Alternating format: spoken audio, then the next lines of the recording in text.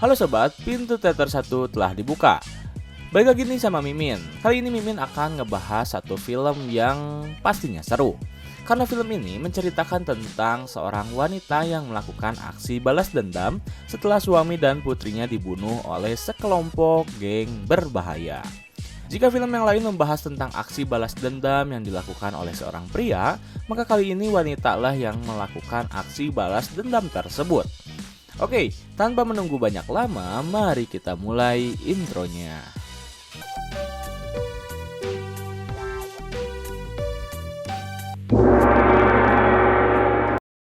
Scene diawali oleh sebuah mobil yang terparkir. Terlihat di scene itu, mobil pada awalnya biasa-biasa saja. Tetapi setelah masuk ke dalam, ternyata di sana terdapat seorang pria dan seorang wanita yang sedang bertengkar. Pertengkaran dimenangkan oleh sang wanita yang pada akhirnya membunuh pria tersebut.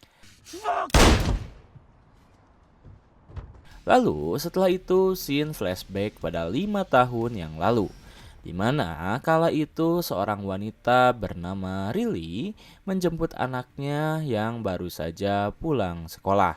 Rilly rupanya terlibat sedikit cekcok dengan ibu dari anak temannya.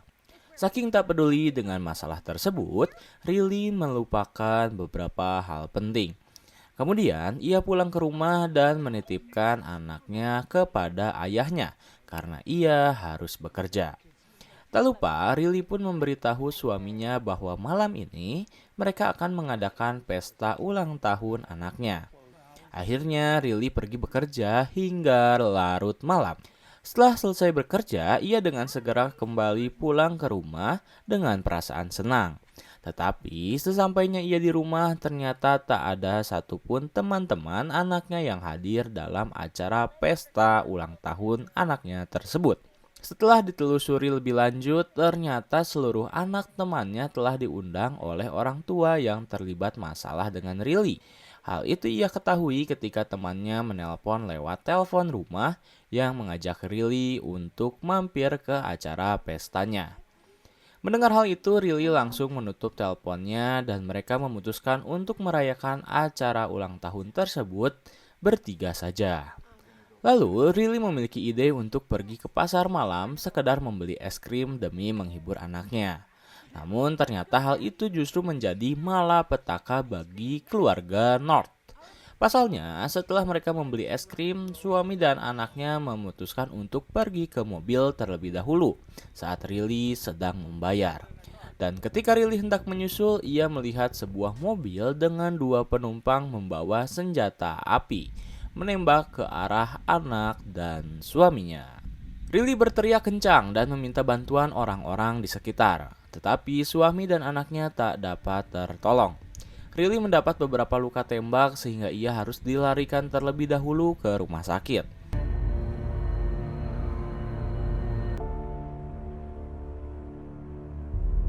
Setelah ia siuman, seorang detektif dari pihak kepolisian mencoba memberi beberapa penjelasan, yaitu ia berhasil mendapatkan beberapa pelaku yang mungkin bisa Rilly identifikasi sebelumnya.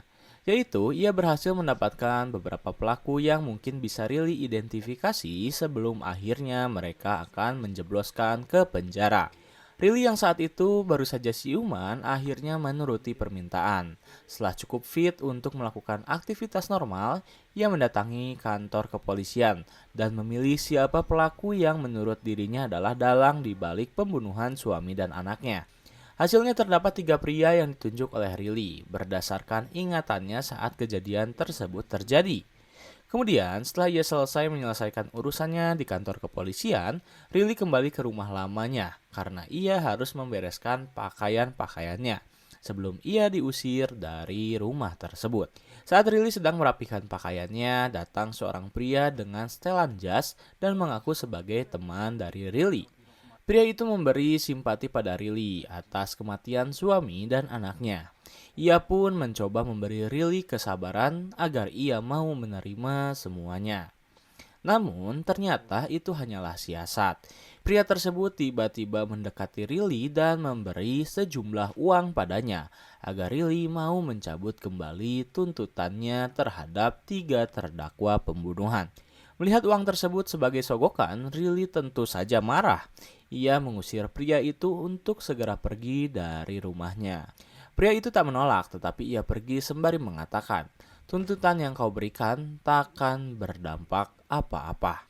Tibalah hari di mana pengadilan terhadap 3 terdakwa pembunuhan datang, di mana pria yang sama ketika menemui Rilly bertugas menjadi pengacara mereka bertiga. Pengacara itu membela habis-habisan kliennya dengan mengatakan bahwa apa yang Rilly katakan adalah bohong. Pengacara itu menduga jika Rilly berhalusinasi atas ingatannya karena ia menemukan sebuah obat-obatan psikotropika. Mendengar hal itu, Rilly pun berusaha membela dirinya sendiri. Ia mengatakan bahwa ia sama sekali tak menggunakan obat tersebut. Namun, hukum tetaplah tumpul ke bawah. Hakim memutuskan bahwa ketiga pria itu tak bersalah karena tak memiliki bukti yang cukup kuat. Tak puas dengan hasil hakim, Rilly mencoba menghampiri ketiga terdakwa tersebut. Tetapi ia justru disetrum oleh pihak kepolisian hingga akhirnya ia tak sadarkan diri. Saat Rilly dibawa ke dalam ambulans, ia memberontak menghajar salah satu detektif lalu kabur dengan begitu saja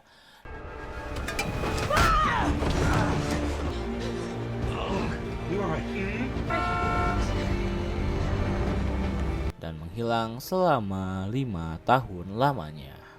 Kaburnya Rilly tak dipermasalahkan oleh pihak kepolisian, tetapi setelah 5 tahun lamanya Rilly menghilang, kasus pembunuhan justru semakin meningkat. Kali ini pihak kepolisian baru saja mendapat laporan dari warga yang melihat 3 mayat tergantung di wahana bermain. Pihak kepolisian pun segera pergi menuju tempat wahana bermain, dan memang benar adanya 3 orang pria tewas dengan kondisi tergantung. Mereka pun menyelidiki ciri-ciri dari mayat tersebut dan ternyata mayat itu adalah anggota dari salah satu gangster yang terkenal dan berbahaya. Tak lama kemudian laporan kembali datang. Kali ini pihak kepolisian mendapat laporan tentang pembunuhan terhadap anggota geng kembali. Detektif Stan selaku detektif yang menangani kasus pembunuhan suami dan putri dari Rilly mulai mengaitkan pembunuhan ini dengan apa yang telah Rilly hadapi. Karena selama 5 tahun ia menghilang, baru sekarang pembunuhan meningkat dengan drastisnya. Dan ternyata dugaan detektif Stan benar terjadi. Seluruh pembunuhan tersebut dilakukan oleh Rilly yang kini mulai mengancam salah satu hakim yang menangani kasus pembunuhan atas suami dan anaknya.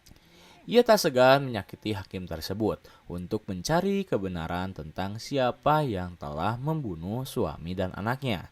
Terlihat hakim tersebut tak mau mengakui perbuatannya. Tetapi Rilly tampaknya tahu bahwa hakim tersebut memang telah disogok sebelumnya. Akhirnya ia pun melilitkan sebuah tali ke bagian tubuh dari hakim itu. Lalu ia pergi menggunakan bis, mengeluarkan ponsel dan menekan salah satu tombol. Dan tiba-tiba rumah yang dihuni oleh hakim tersebut meledak dengan sangat kencang. Pihak kepolisian lagi-lagi dibuat kebingungan dengan pola yang Rilly perlihatkan. Mereka kesulitan mencari siapa pelaku di balik pembunuhan tersebut. Pembunuhan hakim tersebut ternyata sampai juga pada pemimpin dari geng yang telah menyogok hakim tersebut, yaitu Diego Garcia. Salah satu anak buahnya mengatakan bahwa hakim yang telah mereka sogok ditemukan terbunuh di kediamannya. Salah satu informan mereka mengatakan jika pelaku dari pembunuhan tersebut adalah istri dari suami dan putrinya yang telah mereka bunuh. Mendengar hal itu, Diego ketar-ketir. Ia langsung menyuruh anak buahnya untuk memberi hadiah pada siapapun yang bisa membawa kepala Rilly ke hadapannya. Pergerakan Rilly semakin menjadi-jadi. Ia bahkan menghajar salah satu pria yang terlihat menelantarkan anaknya karena ia senang sekali mabuk-mabukan. Give me your just stand still, please. Riley meminta pria itu untuk tobat dan bersumpah agar bisa menjadi ayah yang baik bagi anak-anaknya. Hal itu ia lakukan karena Riley tak pernah bisa lagi merasakan hal tersebut. Akhirnya pria itu Riley bebaskan dan Riley mengancam pemilik toko untuk tak melaporkan kejadian tersebut. Atau tidak ia akan meledakkan tokonya. Kemudian setelah itu Riley kembali bergerak mencari setiap inci informasi yang ia dapatkan untuk bisa bertemu dengan pembunuh dari suami dan anaknya. Kali ini Riley menyamar menjadi seorang gelandangan setelah ia melihat seorang gelandangan yang menutupi identitasnya. Ia pun menyamar menjadi gelandangan tersebut dan setelah itu ia berhasil mendekati dua pria yang sedang menjaga sebuah toko. Riley mengeluarkan sebilah pisau menusuk kedua pria tersebut hingga tewas.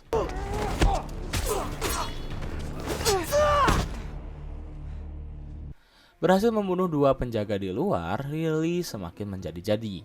Ia pergi ke dalam toko tersebut yang ternyata itu adalah tempat di mana praktek Diego Garcia mencuci seluruh uangnya. Ia berusaha untuk membunuh siapapun yang terlibat dengan Diego. Tetapi sayang, keberadaan Riley diketahui oleh salah satu tangan kanan dari Diego. Hingga akhirnya ia harus bersembunyi, membunuh beberapa anak buah Diego yang telah mengepung tempat tersebut.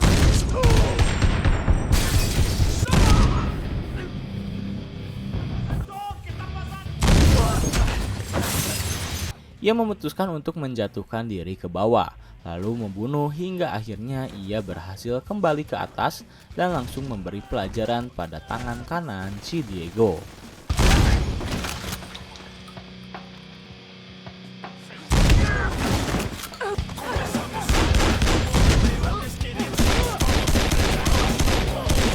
Riley tak membunuhnya, tetapi ia meminta tangan kanan Diego untuk menyampaikan pesannya pada sang pemimpin geng tersebut.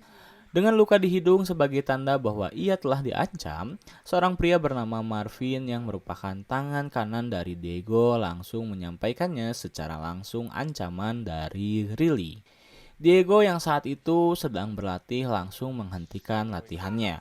Dan ia meminta pada seluruh anak buahnya untuk menyelesaikan Riley sebelum malam tiba.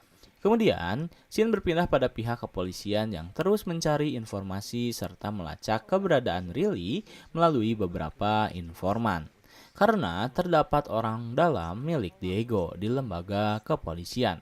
Hal itulah yang mendasari mengapa tiga anak buahnya bisa terlepas dari jerat hukum setelah membunuh suami dari Riley. Lalu scene kembali beralih, di mana ternyata anak buah Diego telah menyiapkan perangkap khusus bagi Riley. Yaitu mereka mengosongkan seluruh lab yang menjadi tempat di mana Diego menyimpan seluruh asetnya. Ternyata perangkap mereka berhasil. Riley memasuki gedung lab tersebut dengan membawa senjata yang ia miliki. Namun setelah ia memasuki lab tersebut, Riley menyadari jika sedang ada yang tak beres di dalam. Dan saat anak buah Diego telah menyalakan perangkap yang mereka siapkan, Riley berhasil keluar terlebih dahulu. Tak lama kemudian, gedung tersebut pun meledak. Kedua anak buah Diego sangat yakin jika mereka telah berhasil membunuh Riley. Bahkan mereka melaporkan kejadian tersebut pada bosnya dengan sangat yakin. Anak buah Diego pun sangat senang karena dengan begitu mereka akan dinaikkan pangkatnya oleh Diego. Tetapi kesenangan mereka hanya berhenti sejenak. Karena ternyata di belakang mereka Riley telah mengikuti mobil yang mereka gunakan. Salah satu dari mereka menyadari hal itu, namun tak menyadari bahwa itu adalah Riley. Riley terlihat terlebih dahulu mendahului mobil mereka. Sebelum hingga akhirnya Riley memblokade jalan. Melihat sebuah mobil terparkir di tengah jalan, kedua anak Diego mulai curiga. Namun dengan pergerakan Riley yang cekatan, mereka tak sempat melihat keberadaan Riley. Dan mereka berdua pun tewas tertembak. Karena ingin sekaligus membantai Diego bersama seluruh anak buahnya, akhirnya Riley menjebak balik mereka. Ia menggunakan mereka berdua sebagai umpan agar menuntun Riley ke kediaman Diego. Dan saat penjaga kediaman Diego melihat mobil rekannya, ia langsung membukakan pintu. Tetapi tiba-tiba Riley muncul dan langsung membunuh sang penjaga pintu. Tak berhenti sampai di situ, Riley membantai beberapa anak buah Diego dengan teknik menyusup.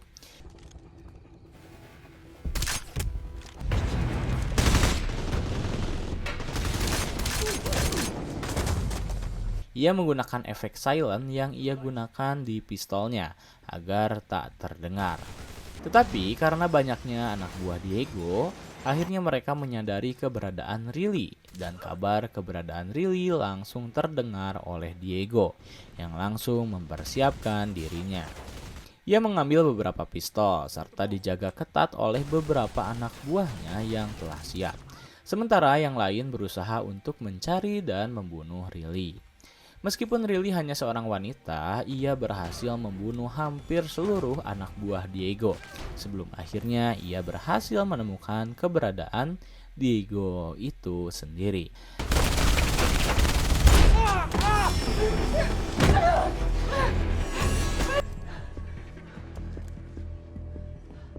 Setelah Riley bertemu dengan Diego, ia langsung memintanya untuk menyerah sembari memberi beberapa pertanyaan padanya, yaitu terkait pembunuhan suami dan anaknya.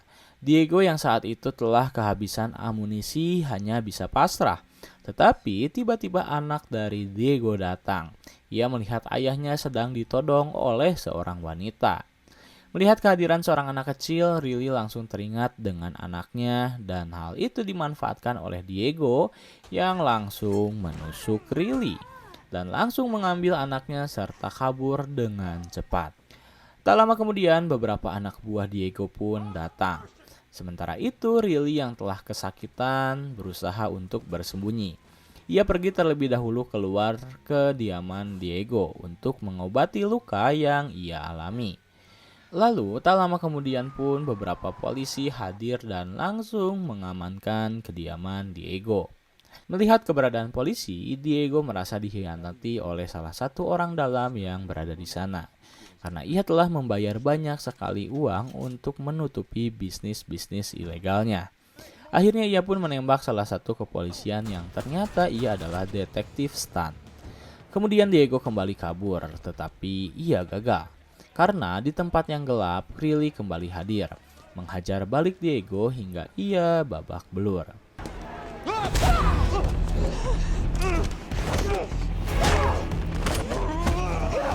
Setelah Diego tak berdaya, Riley langsung menodongkan senjatanya. Tetapi tiba-tiba polisi berhasil menemukan keberadaan mereka berdua. Para polisi meminta Riley untuk tak melakukan hal itu. Ia mengatakan jika semua telah usai, tak ada lagi yang harus terbunuh dengan alasan dendam. Namun, para polisi itu tak merasakan apa yang Riley rasakan. Tanpa menghiraukan perkataan dan saran dari para polisi, Riley menembak Diego tepat di kepalanya hingga ia tewas dengan sangat tragis. Lalu Riley dengan cepat kabur, bersembunyi sebelum akhirnya ia perlahan terbunuh yang diakibatkan oleh pendarahan. Tetapi setidaknya ia telah menyalurkan dendamnya terlebih dahulu. Kini Riley bisa mati dengan tenang karena dendamnya berhasil dibalaskan. Tamat.